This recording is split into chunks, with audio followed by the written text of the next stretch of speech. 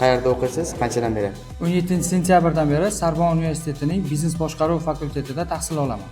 Hozirgi sizni eng ko'p qiziqtirgan darslar qaysi? O'zi darslarimiz ko'p: tarix, matematika, iqtisodiyot, biznes boshqaruv va hokazo.